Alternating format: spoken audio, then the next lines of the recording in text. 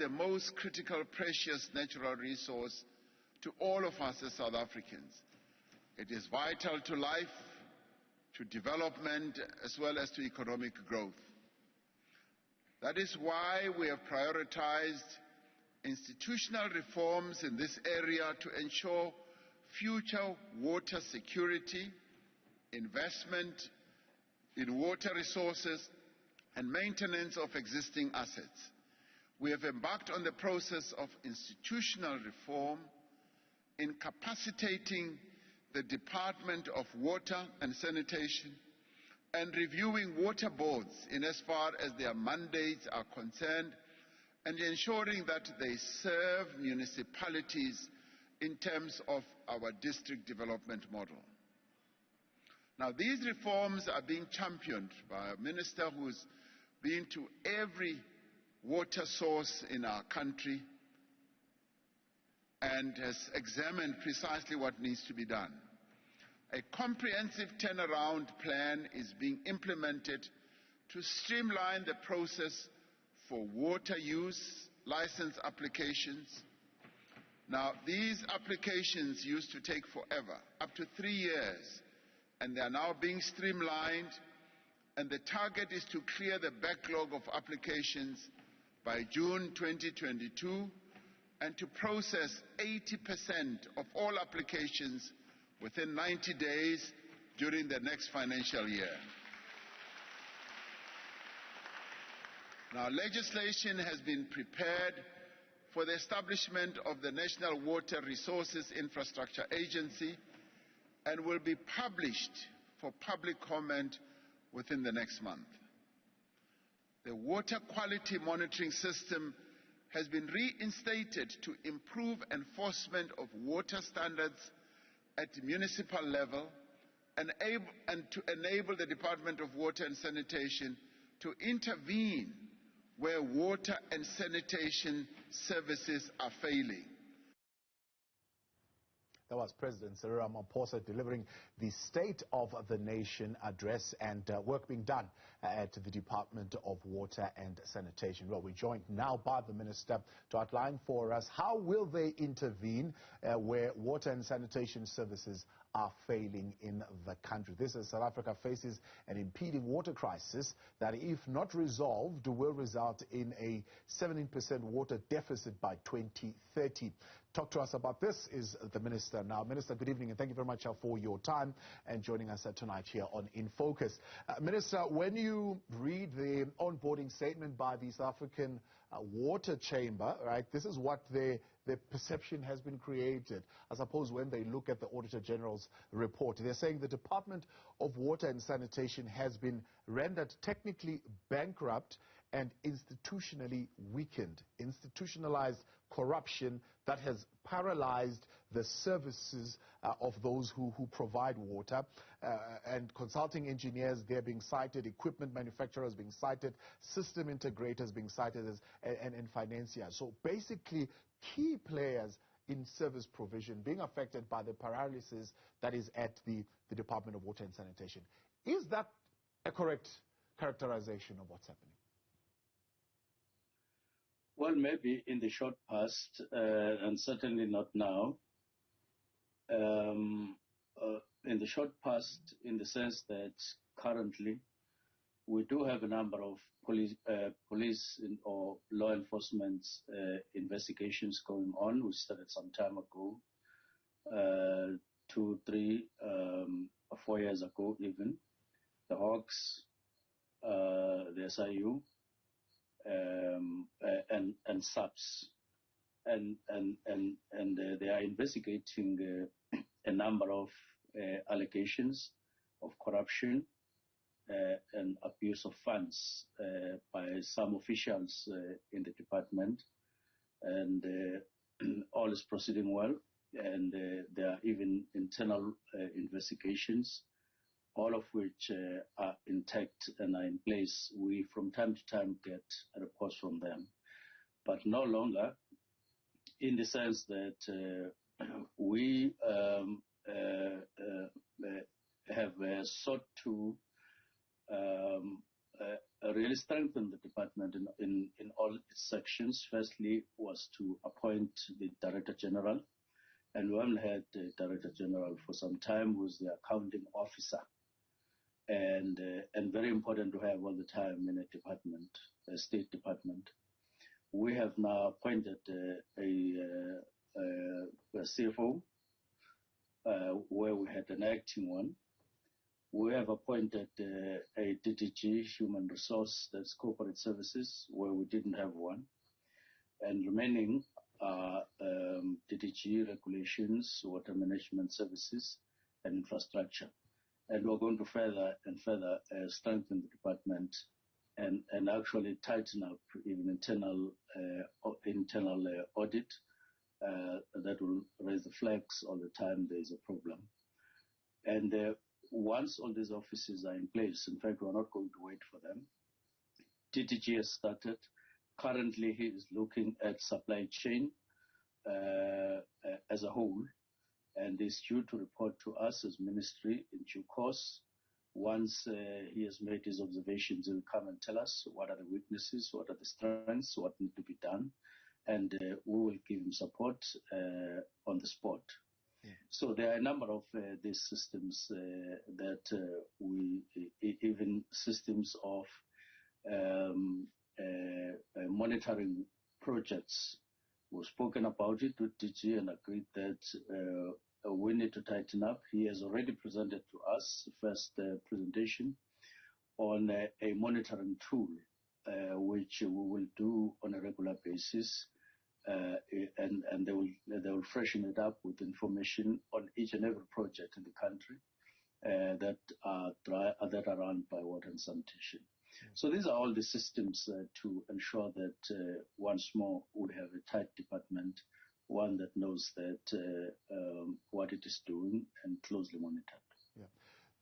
The president saying you've been to at least every water source in our country to determine what exactly are the challenges. So I would imagine you've been to, for example, areas like Makanda, you've been to areas like that supply Mfuleni, areas that supply Maluti Apofung, areas that supply Ugu, for example, which currently are quite paralyzed to an extent as far as service provision is concerned.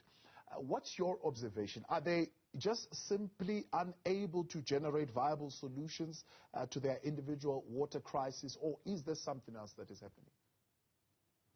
We literally have met all water authorities in the country, in all 9 provinces, one by one, presenting to us and us questioning what we didn't understand, and they responded.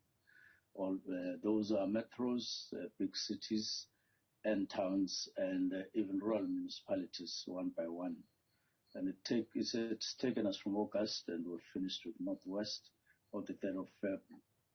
What we are observing as a high-level summary, and taking it from the presentations, I think 99.9% of them. One is that municipal mayors are complaining that they have aging infrastructure, which can be coupled with dysfunctional infrastructure in a number of cases, and also coupled with leaking infrastructure, but also coupled with infrastructure that is no longer able to supply grown populations in those specific municipalities. Now, all of these characterize currently one side of municipalities, but all of them complained about this, and we even complained ourselves that mayors should on presenting that their infrastructure is aging or dysfunctional, they must then show us a budget to address those things and not just identify a problem and leave it like that.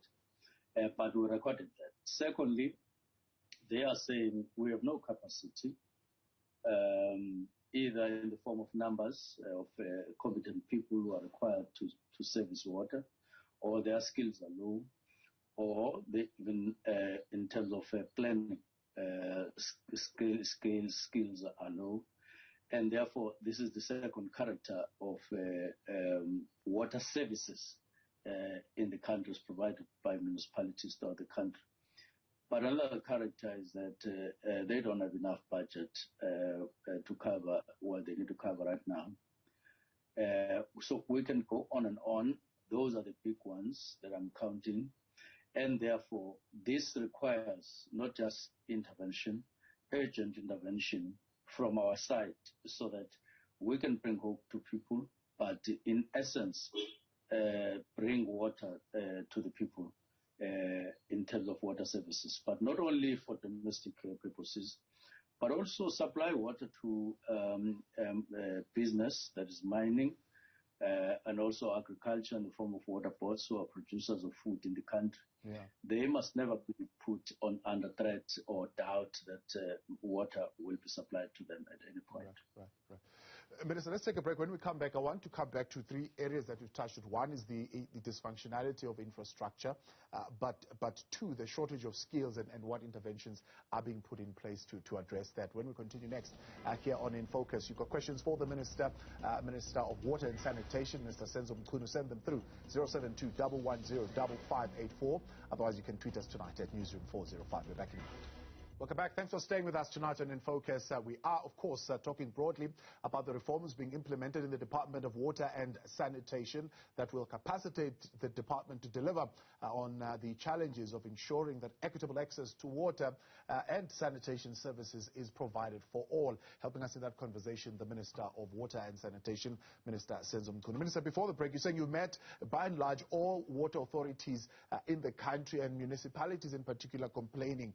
The National Water Master Plan 2018 Volume 1 indicates that 44% of our water treatment plants are in a critical condition, while 11% are dysfunctional. So a quarter of them are currently dysfunctional. Other sources saying bulk water treatment plants run largely by SOEs are increasingly unable to process highly contaminated feedstock from polluted rivers. Is this situation like this, or is it worse than what is being reported here as far as what infrastructure is working in the country? And what's the plan to intervene? It's basically true. It could be more or less those percentages. It's easy to go to a community like we have done quite often, and we found that out of 10 boreholes, 6 are not functional, or out of 3 water treatment plants that they have, 2 are not functional, or 1 is not functional, or it doesn't serve them with reliable water all the time. There are disturbances from time to time apart from those of load shedding.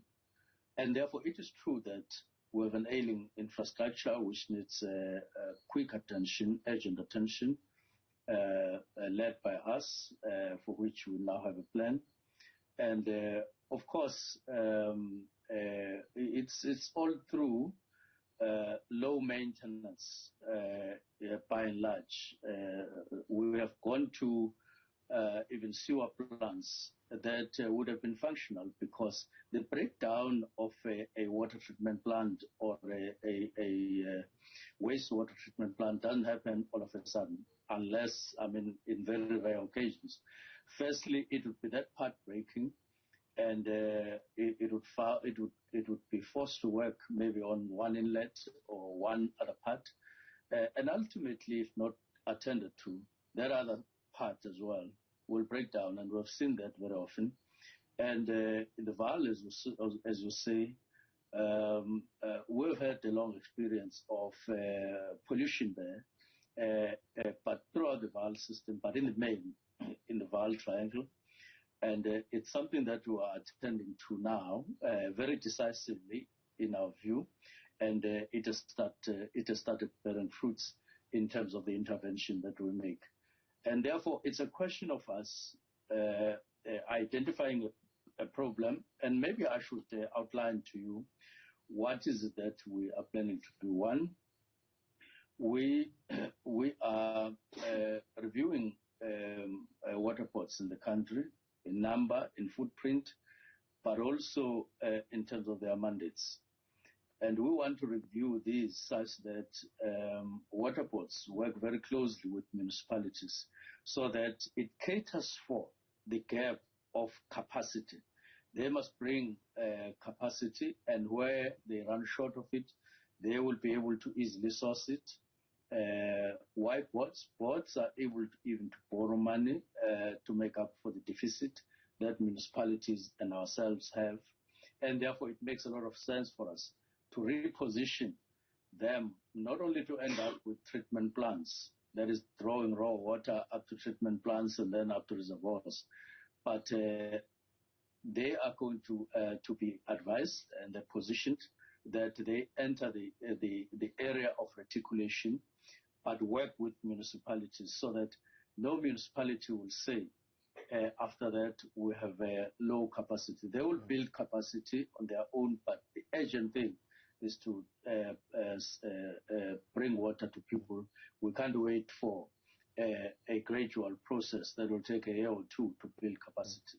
They also don't have... Sorry, Minister, let me just come in there. Well, I understand you very well. You're saying boards now will play the role of being the aggregators of skills, technologies, and capital to assist municipalities. The one issue that was raised by a partner that we had a conversation with, for example, last time, was that, for example, in Standerton, the Astral Food case, where you have a municipality that has not paid the water board in a while, and the water board say, well, we also can't pay our electricity, and so therefore the pumps are not working, and so there's no water that is supplied. So much so that then the community or the businesses in the community have got to come in and say, okay, we'll pay the water ourselves, just so that we can secure the supply of water. How do we address that situation with this review of the role and the mandate of boards? Well, boards at the moment draw raw water from a river to a dam, or from a dam to a water treatment plant, and then to a storage, which is a reservoir. And all along they will stop there. And when you ask them, they will say, no, it's the role of the municipality to reticulate, which you agree with. But now, that thing has, because of the problems that we've identified with municipalities, it has accumulated into a near crisis, if not a crisis itself. And I admit that when it comes to water services, we really have a problem when there are people who would not have water for days, not just hours, for days. In some cases, people have never had water. And therefore, boards will be positioned because of their capacity, because of their ability to source additional capacity, but because of also their capacity to provide finances, even if not all finances, but they have capacity to do so. Of course, municipalities, by and large, in the whole country, owe boards quite a lot of money.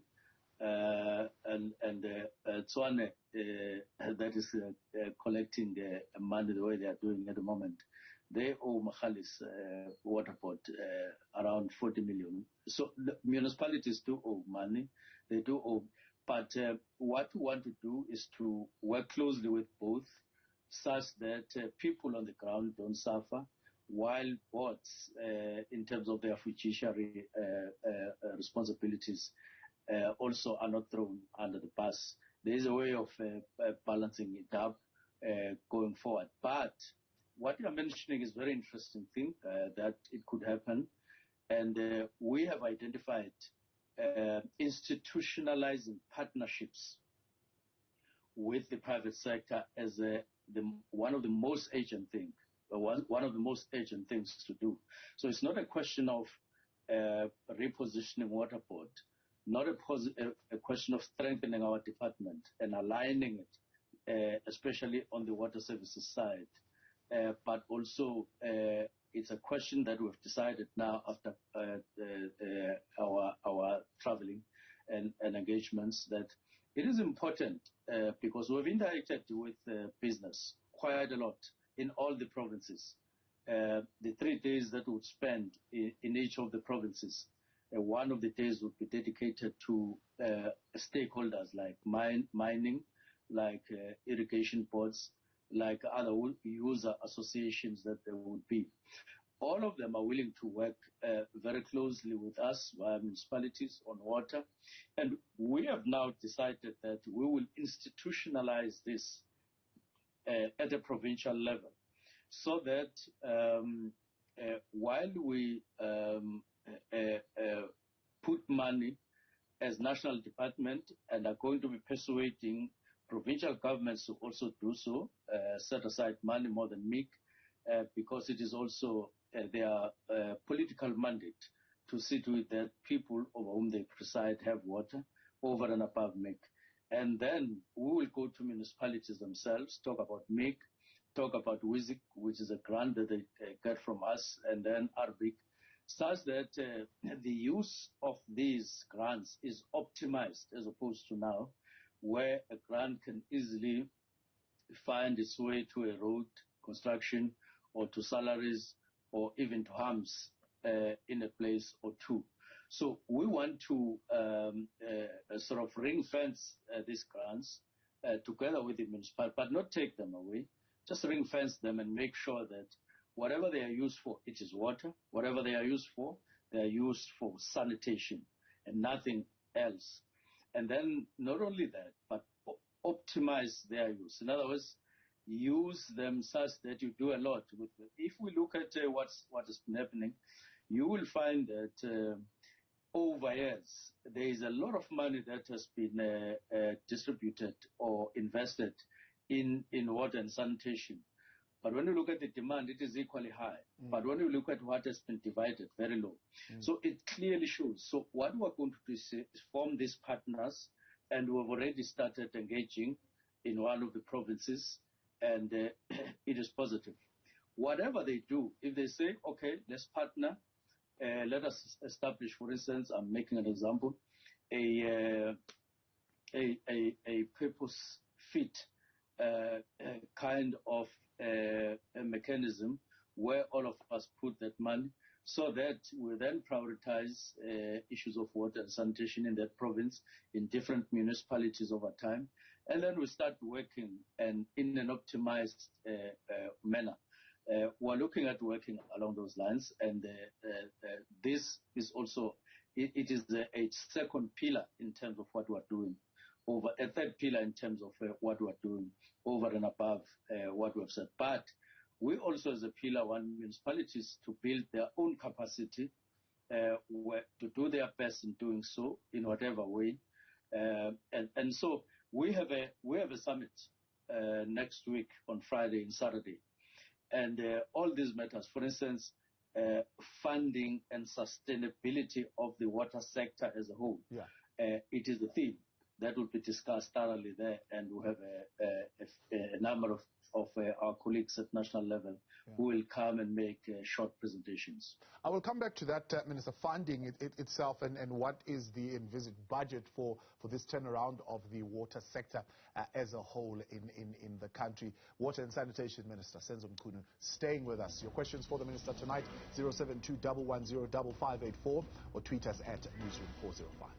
Welcome back. You're live with us tonight here on In Focus, Newzroom Afrika, Channel 405, with the Minister of Water and Sanitation, Senzo Mchunu, talking about the reforms being implemented as announced by the President in the Department of Water and Sanitation. The reason we are having such a conversation is because as early as last week, we spoke to frustrated residents in Ekurhuleni in Tsakane who are saying what they are getting from the available water tanks is barely sufficient, owing to, of course, the water supply crisis.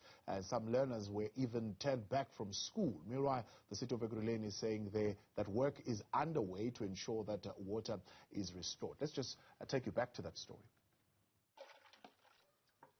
Water, a basic service and need. But for residents of Tsakane on the East Rand, it's become a luxury. They can't even perform their daily basic household chores. We are sitting with laundry, we're sitting with dishes, we're sitting with dirty houses, we're sitting with thirsty children, we're thirsty as adults self. It's just a dire situation, and unfortunately in some days, for an example on Monday, there was no electricity and water. So you can imagine it's just been a horrible week. Pura says she now has to be creative with the 20 liters of water she has in the house.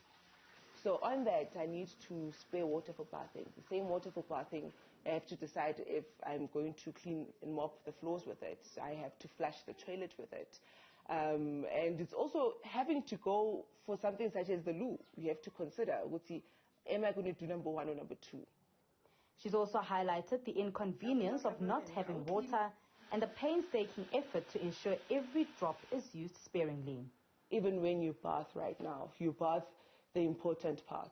You bath what you absolutely know you need to wash. You can imagine people have children. You can imagine I'm a lady. I have a menstrual cycle. You can imagine what one would have to go through in that situation. Them having to bath, them having to use the loo. It can't be right. She says the crisis needs to be resolved soon, as it's having a negative effect even on the air quality. So we currently under construction with our bathroom, and we have not installed the shower yet. However, we have the whole drainage system going. And you can imagine now with all the toilets clogged up and no drain movement, all of that smell is coming out from the drain that we have in the bathroom. And it's clouding the whole house. And the water that's there, I'm not going to sacrifice to throw it down each drain that we have in the house so that what is standing can move. It's horrible. And in some instances, you can literally wake up in the morning and smell it outside. Pura and other residents are pleading with the city of Ekurhuleni to restore water as soon as possible. How the supply and how the chain actually works is that from the area of Salis that has to go into the Zulu reservoir, you find that we are at least 50% of that, and then now we have to make sure that the Xhosa, where it actually the Xhosa reservoir, which supplies the core, the main, the old Tsakane, has to be filled. So we have actually cut Langaville so that we can be able to have more pressure going into the Zulu reservoir, and then it can go straight to the Xhosa. So within the next 24 to 48 hours, we are hopeful as a city that we'll have water in those communities. Right. For now, this will be how Tsakane residents get their water. For Newzroom Afrika on Channel 405, I am Tsegohajo Moagi in Tsakane in the East Rand. Right, that was, of course, a reporter from Tsegohajo Moagi there in Tsakane in Ekurhuleni, looking at the water situation. And hence we're having this conversation to say, how do we ensure that such instances and such experiences are a thing of the past for the residents of South Africa? And Minister of Water and Sanitation, Senzo Mchunu, with us tonight. Minister, the big plans as far as the National Infrastructure Project is concerned, firstly, how much is that going to be? There are some who are branding about an amount of 1 trillion rands to be able to address all these issues that are plaguing us nationally. And how will this be funded? No, firstly, we are in the process of establishing the National Water Infrastructure Agency. We want from them, once they're in place, to deal with mega projects in the form of dams and big projects, just to ensure that at least on one side we have security. And one of their main tasks will be to look for money, look for funding everywhere in the world so that we fund our infrastructure. But it is sad to hear news like this, and it's a very emotional issue. It is indeed a very sensitive issue, as the residents are saying. Worse, when you are made aware that the valve is full to capacity. If this story was generated a few days ago, I would certainly say it shouldn't be happening when the valve dam is full and to overflowing. And therefore justifies our argument that we don't have an intense difficulty as far as water is concerned, even at Ekurhuleni with dams nearby full to capacity. What we have rather is an intense problem, almost crisis, on the water services side. In other words, managing drawing water from the Vaal up to the residents in Tsakane where they are experiencing problems. And that is what we mean by us having to intervene in the role that was otherwise, up to now, was almost set aside for municipalities in terms of reticulating water to communities who are saying they can't manage it alone when they are saying we don't have capacity. And probably when they talk about the reservoir supplying that community, and that it would have been a reservoir that would have been built some 10 years, some 15 years ago. And therefore, with the tide of, with the population increase in parts of Tsakane or in other area, we would have needed to build another water treatment plant and perhaps another bigger reservoir so that there's a adequate flow of water to the residents. And these are the things that we're talking about. Most residents in the country are gradually going to depend on piped water. And it is clear, therefore, that you need to double your effort in terms of water treatment plants, your water pumps, but also reservoirs, so that people have flow water from the reservoir. It's for this reason that we're saying we need to partner the three spheres of government, to partner with the private sector, three, get the water boards closely, but while at the same time looking at the issue of sustainability of the water boards, because they can't just have money flowing out all the time without money coming in. We also have to look and work closely with my colleague Mantashe on electricity, because in some cases, when you hear that there's no water in a particular community, it's not because there is no water actually, but it is because there would have been load shedding, and water needs electricity right from the river through to the treatment plants to the water pots. So, and once you have load shedding, it would mean people will just take water, use water that is there in the reservoir, and it will gravitate to them. Once water reach the lowest level in the water in the reservoir, then people start not getting water. But water is there; it's just that it can't be pumped up and so on. And these are all the matters, and we're very concerned about the state of electricity, of course, because it is beginning to interfere with the supply of water, and even when water is there and there's no problem even with infrastructure, but needing power. Minister, let's go back into this question of the shortage of skills at local municipalities, right?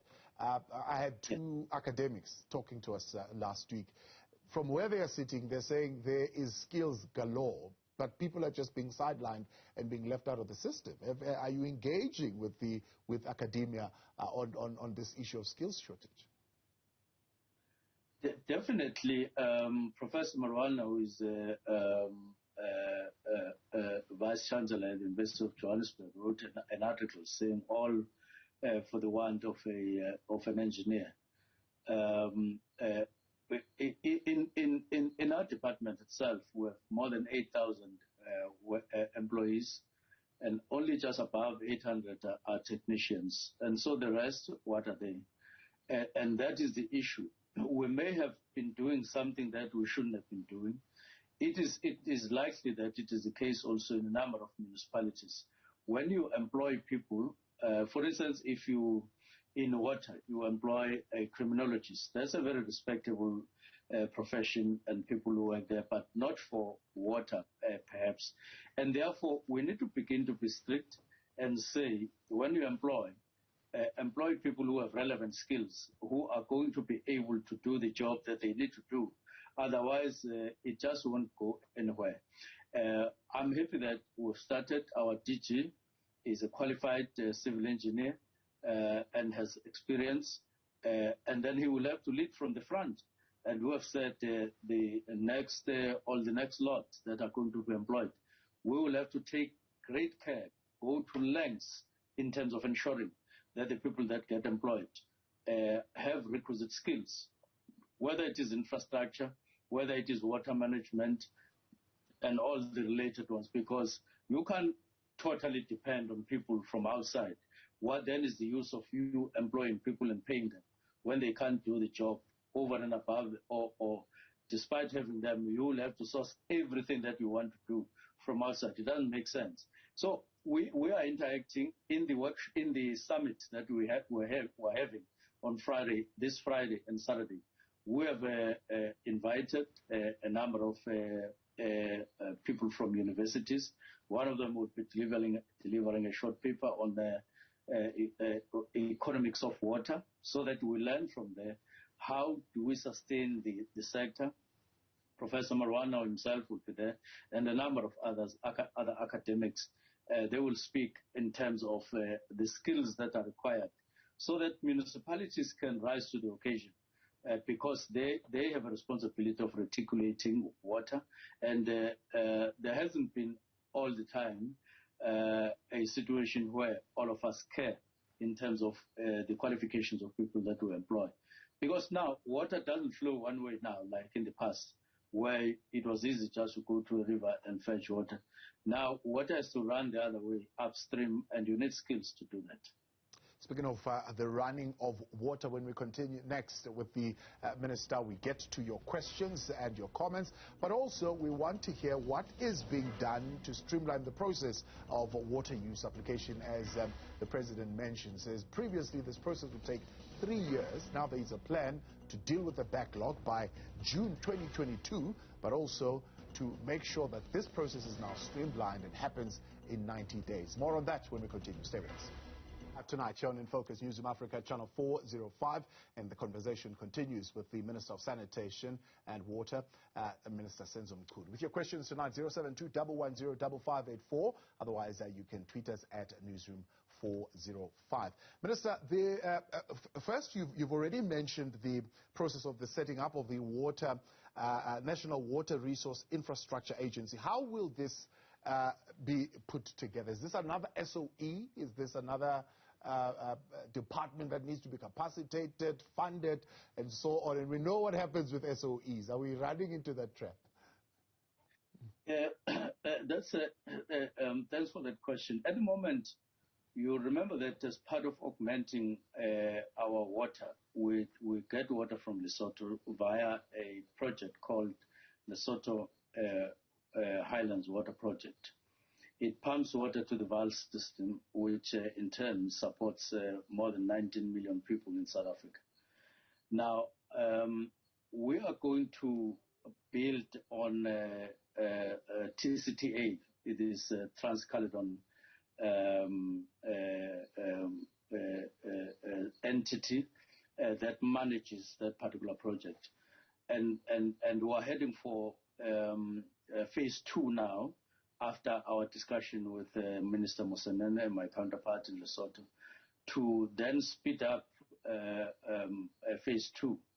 Now, while dealing with phase 2, TCTA will be gradually transformed and reconfigured as an agency, building on the experience that they would have acquired in phase 1 of that, which is working very well, by the way.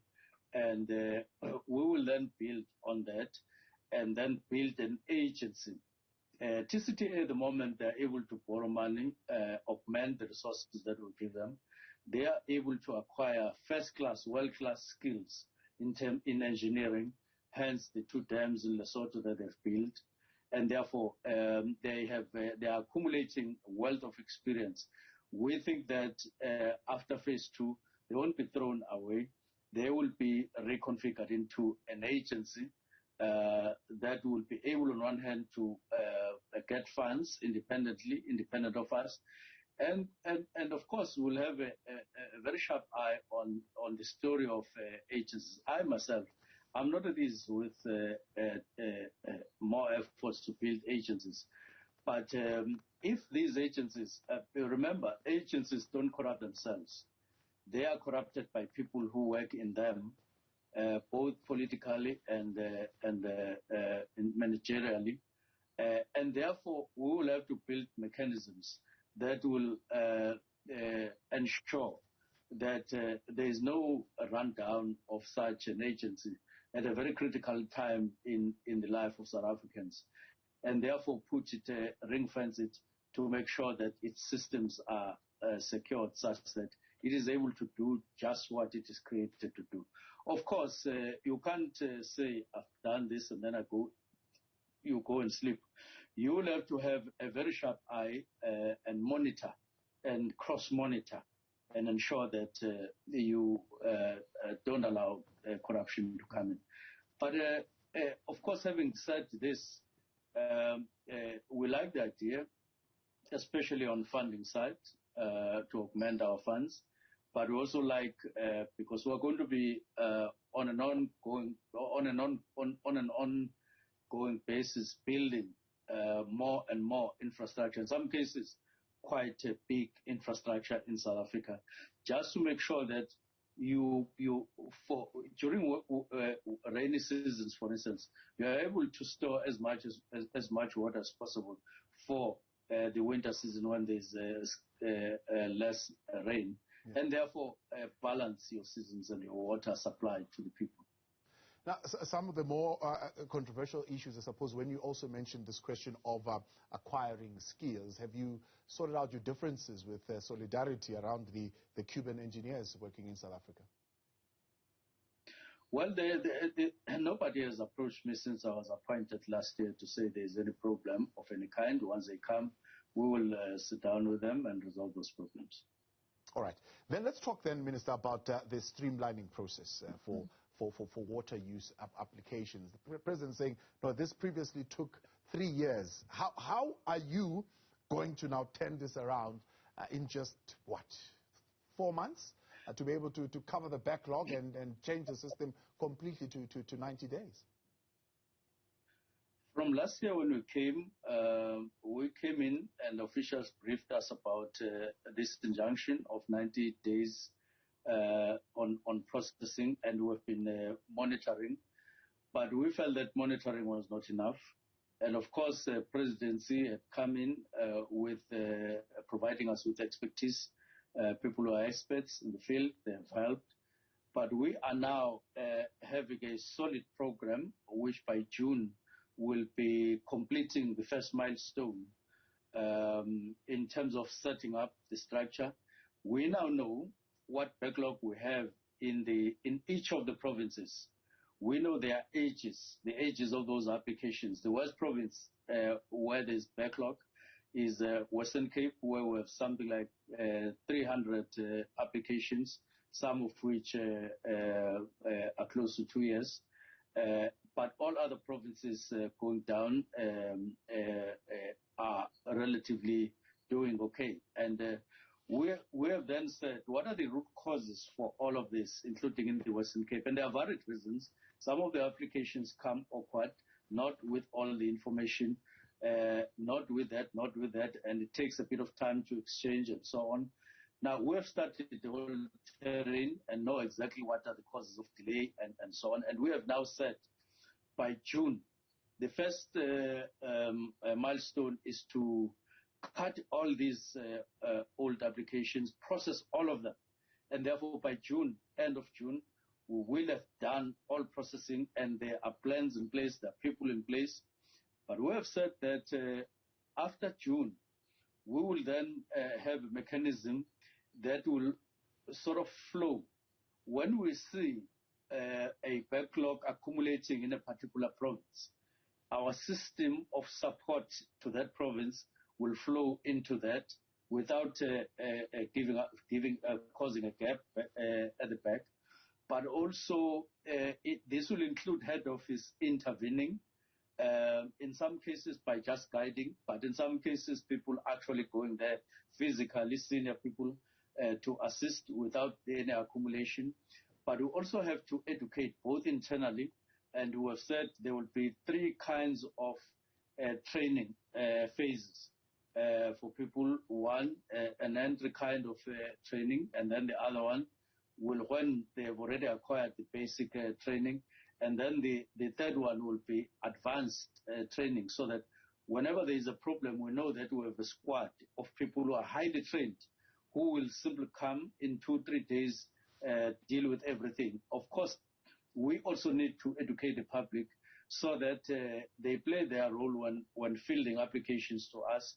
They must make sure that there's all the information that is required so that it is easy to process without going to and fro. And it will also include online applications, and it will also include farmers association and water users training their own members, in some cases with us providing support. And so we're going to be going to quite a massive activities in just this area, because we mean business when we say ultimately we will enter the phase of 90% were gone with the application. 90%, even less. And we have said they must develop a mechanism that will indicate that this application is in. This is the first day. And then it will then say 30 days for application so and so. It will be coded. It will have an app and so on. And after that, once we get closer, it will then trigger a reminder that we are about to get to 90 days, and when we get there, the application should be gone in terms of processing. I have experienced it myself with companies phoning us now and then, and with us, the three of us, the company, myself in the ministry and the department, monitoring an application to say, where is it today? Where is it this week? What is happening? And in that way, we ourselves have experienced firsthand what we go through in terms of application and what officials go through. We don't want this process to be interfered with by leave of an official until they come back, or sickness, or going to the bathroom and all of that. We just want an uninterrupted flow, and it can be done. And we will prove that it can be done. Yeah. Already, there is improvement, and we are beginning to behave about it. You spoke earlier on of a system that you were introduced to by the DG, in which you're going to be monitoring the projects, the various infrastructure projects. But there's another system that has been lacking in terms of reporting. That is the water quality monitoring system. We had the blue drop and the green drop on the online portal IRIS, for example, out as saying the reliability of the data on IRIS has become now quite a problem. In fact, there's to an extent under-reporting on this particular platform. How are we turning around the monitoring of the water quality? First, we are taking a point that the last time the test was done was 2014. In other words, the data that has been serving us as South Africa all the time is old data of 2014. We have then now said, with this year, we now have to do another round of testing, and thereafter we will maintain international standards in terms of testing water, in terms of regularity, and checking the quality of water, and enter the blue drop, and on the green drop, which is wastewater, we will also maintain international standards. So we're going to start with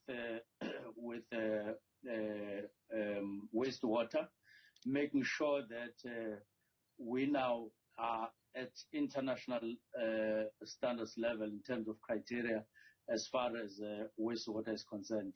And then once we complete that, which is somewhere this year, we will then enter into the drinking water level, quality of water, which is the blue drop. And once we enter, we don't want this thing to depend on which minister, which deputy minister, which DG. It is something that we will institutionalize in the department. It is important to subscribe to world standards so that we are reliable in terms of quality of water.